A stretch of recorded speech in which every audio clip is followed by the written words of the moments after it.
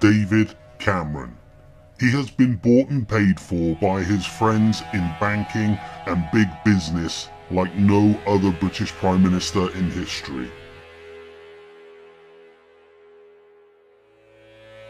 And he is so arrogant that he doesn't even hide this fact.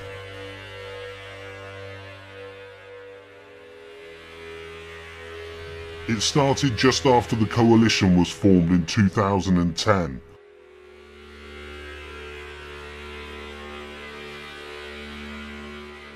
But let's go back a bit to when the banks collapsed. The bankers lost. They gambled, they lost. But instead of doing what Iceland did and let the banks fail, it was decided in the UK that the banks were simply too important to allow them to fail. So the UK government bailed them out. By bailing the banks out, the UK government signed every man, woman, child, and even the children yet to be born onto the bankers' gambling debt for years and years to come.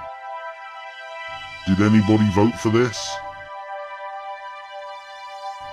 The upshot is that the banks caused the global financial crisis that triggered the recession that produced the deficit.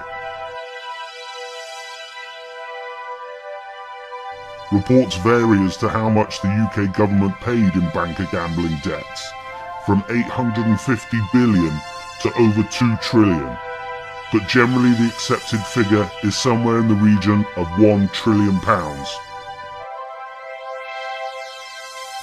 When the dust settled, the UK government found itself having an 81% stake of the Royal Bank of Scotland and a 33% stake in the Lloyds Banking Group. In the election year of 2005, the Conservative Party received £2.7 million or 25% of its total funding from bankers in the city. In 2010, another election year, this funding from bankers in the city jumped to 11.4 million or 51% of the Conservative Party's total funding. Her Majesty the Queen has asked me to form a new government, and I have accepted. Before I talk about that new government, let me say something about the one that has just passed. Compared with a decade ago, this country is more open at home and more compassionate abroad, and that is something we should all be grateful for. And on behalf of the whole country, I'd like to pay tribute to the outgoing Prime Minister.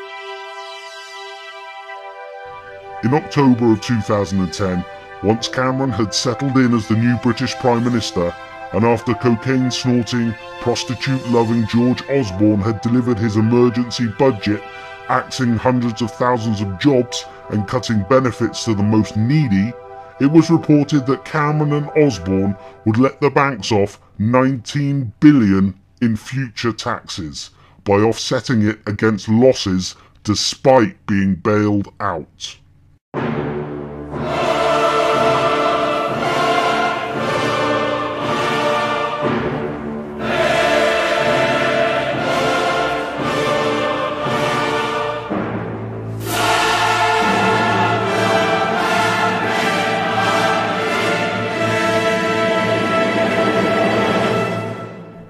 Was this merely a coincidence, or did Cameron do this as a thank you to his banker chums for funding 50% of his election campaign?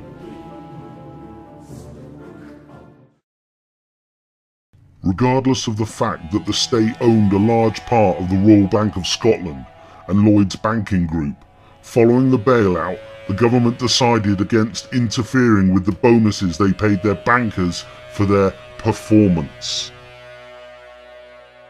The argument was that if you curb the bankers' bonuses, then this banking talent will leave the country and work elsewhere.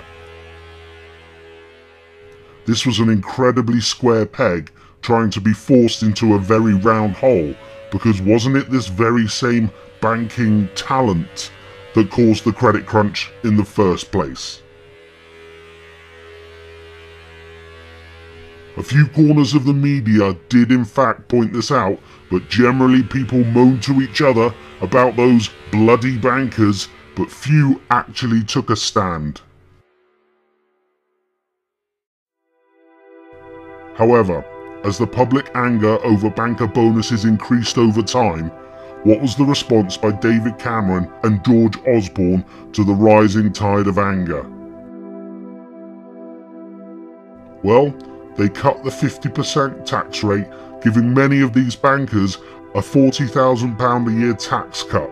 But worse than that, Cameron, Osborne and that buffoon Boris Johnson actually went to war with the European Union after the European Union wanted to introduce a 200% of salary banker bonus cap. So the bankers, under David Cameron's premiership, have been let off $19 billion in future taxes. They've been allowed to carry on gambling regardless, no one getting in trouble for the banking collapse, the LIBOR scandal, the PPI mis-selling scandal, or for laundering billions of Mexican drug money.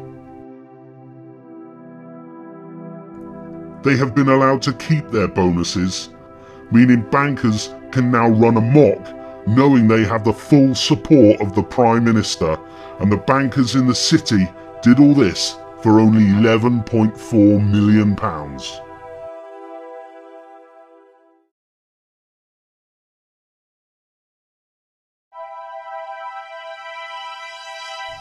In January 2014, the following article appeared in the Telegraph. 43 million given to Conservatives by members of exclusive Cameron Dining Club.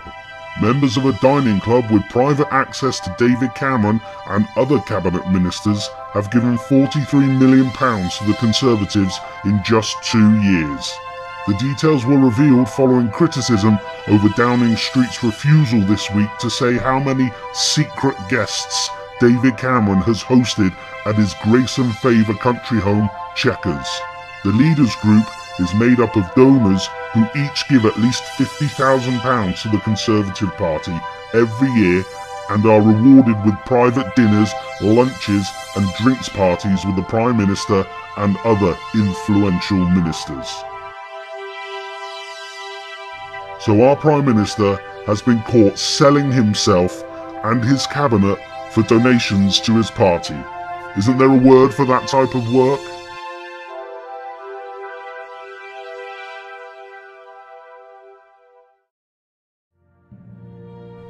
But as many coincidence theorists would suggest, I am sure that the secret list of people would never pay this money to influence Cameron and his party's decisions in any way, shape or form.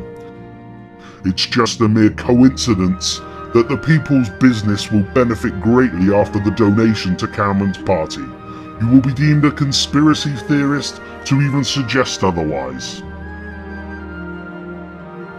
In a so-called democracy, the very thought of a secret list of people meeting and influencing the Prime Minister with payments to his party is repugnant, and should tell you all you need to know about the crony capitalists who receive corporate welfare having bought Cameron off. And that brings me to Cameron selling off the NHS to his friends. Furious Tory party donors are handed NHS contracts worth £1.5 billion under health reforms. These are the companies that helped the Conservative Party reorganise its healthcare policy. Circle Health have received contracts worth £1.36 billion after several of its investors gifted the Conservative Party £1.5 million. Not a bad return. Maybe they did it at one of Cameron's cosy little Bullingdon Club boys only evenings at Chequers. Who knows? UK Care were awarded contracts worth £102.6 million after slipping Cameron's party over £247,000 in contributions. All that will happen once Cameron's buddies get their grubby little mitts on the NHS is that the cost to the government will go through the roof. The care will get worse as more and more pressure is heaped on an already overworked staff, and waiting times will get even longer. But Cameron's buddies will see their share price increase, and they will make millions and be held in the media as entrepreneurial geniuses. But the media will not mention that it was crony capitalism that got them the contracts. It's corporate welfare, nothing more, nothing less. Cameron is being used as a political whore, the worst and most obvious this country has ever seen, and he isn't even ashamed about it. But then because journalists are so incredibly spineless, he knows he can get away with it. We deserve better than this, don't we?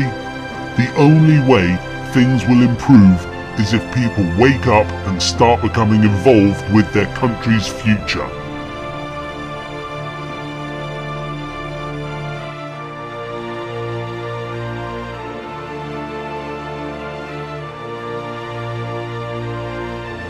Stop thinking you aren't important. Stop thinking in terms of little old me.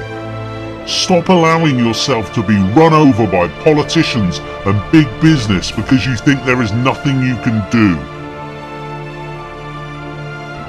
But first, you've got to get mad. So very mad at what the politicians and big business are doing to you, your family, and your country. Then it's time to put down the Xbox. Yes, put down the Xbox. It's time to turn off the soap operas and to take a good look into your children's eyes and see their innocence, their beauty, and realize their future is nothing if we don't fight for them now. Do it for them. Fight for them, for their future. If you're too lazy to fight for your own, you owe them that at least. Stand up and realize the potential you have to change things around you. The time has come to no longer accept our politicians and big business robbing us and lining their own pockets at our expense. Enough. Enough.